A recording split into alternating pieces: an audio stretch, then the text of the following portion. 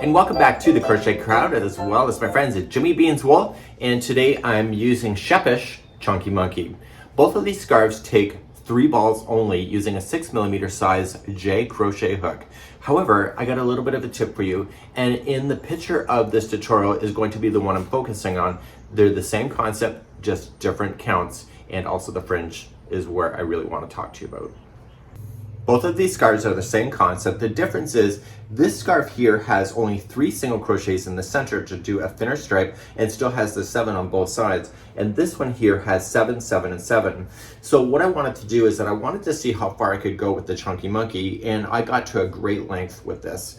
Now, when you do 7, 7, 7, the yarn pretty much runs out for all 3 balls at the same time at the end. However, when you use 7 on here and 7 on this side, for these, it runs out at the same length as this one, but by using a smaller stripe in the middle, you can keep extra yarn left over to make the fringe. Now, there's so much yarn left over in this one here in the center that you can create the fringe for the second version right here. So you can still have your 777s here, or you can have this combination, but either combination works out to be the same length because I just stop when the balls run out. So that's kind of a cool concept, and I'm really excited to show you. So let's go down to the studio and show you how to make these. Okay, let's begin to do the Christmas version, and the Christmas version has a total count of 7 on the side, 3 in the center, and 7 on the other side. So we're going to start, and we're going to start with the first color by chaining 7. So 1, 2, 3, 4, 5, 6, and 7. And let it rest while you get the next color ready. And the next color, there's going to be a total count of only 3. This will be the center. Actually, I'll do the white. I don't want you to create a slip knot. I just want you to loop it, and then you'll secure it later with a tapestry needle. And with this color, you're just going to pull through. That was 1, 2, and 3. Okay, and then let it rest and get your final color up. Again, loop it. And because this is the last side, you want to do a total count of 8. Okay, so you got 1, 2, 3, 4, 5, 6, 7, and 8. And now you're ready for row number 1. In row number 1, I want you to come directly behind. Usually we go second chain from the hook, but I don't want you to do that. I want you to go right in behind here. And I want you to do a single crochet in the first 7 using the same color as what you just finished with. So we have 1, 2, 3, 4, 5, 6, and 7.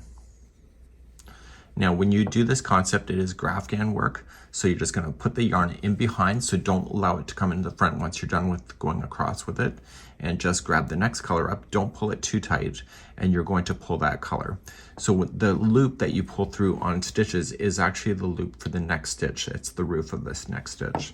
And coming directly behind again, so just kind of peeling it behind right there. And you were going to do 3. So we have 1, 2, and 3. And because this is the third one, I want to let it rest in behind and grabbing the next color up. Don't pull it too tight, and you're just going to pull through. And now you're going to do the final 7. So starting right here, and just count those out together. So we have 1, 2, 3, 4, 5, 6, and 7.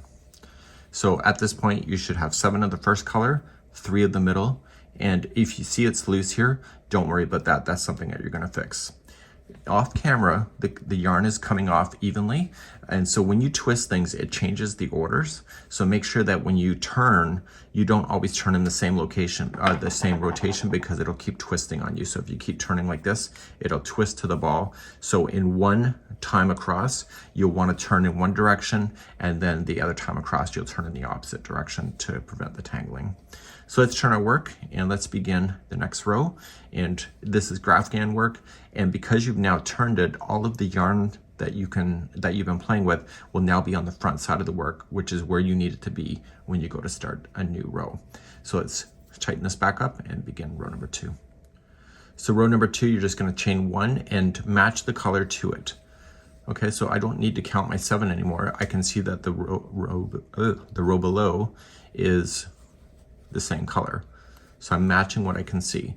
You just got to remember that the final loop pull through on a stitch is the roof of the next stitch. So this is the last color before switching. So I go through, do this, but then if I finish that, the roof of this one here will be this color. So push it to the back, grab only the strand that is leading to the yarn ball. And here's the trick.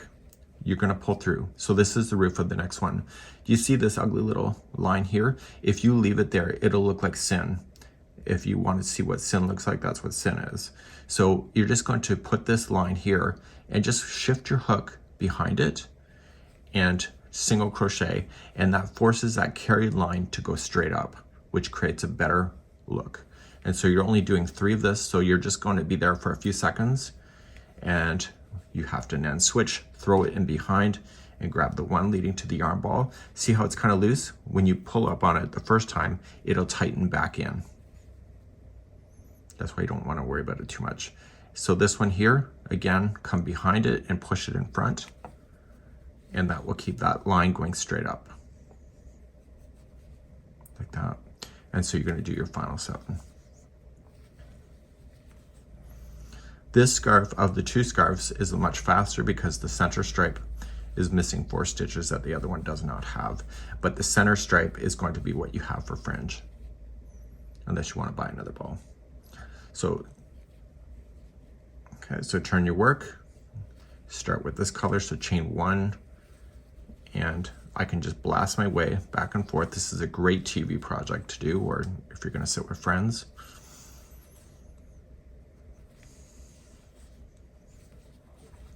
Okay, so this is the final color of this one here, so I don't want to finish the stitch. Grab the next one. This should always be sitting in front. If it's sitting behind, you're going to have to frog that to take it back, because you need to pull it through and you need to use your hook and push it in front. So if you let it go here, see, it'll look off.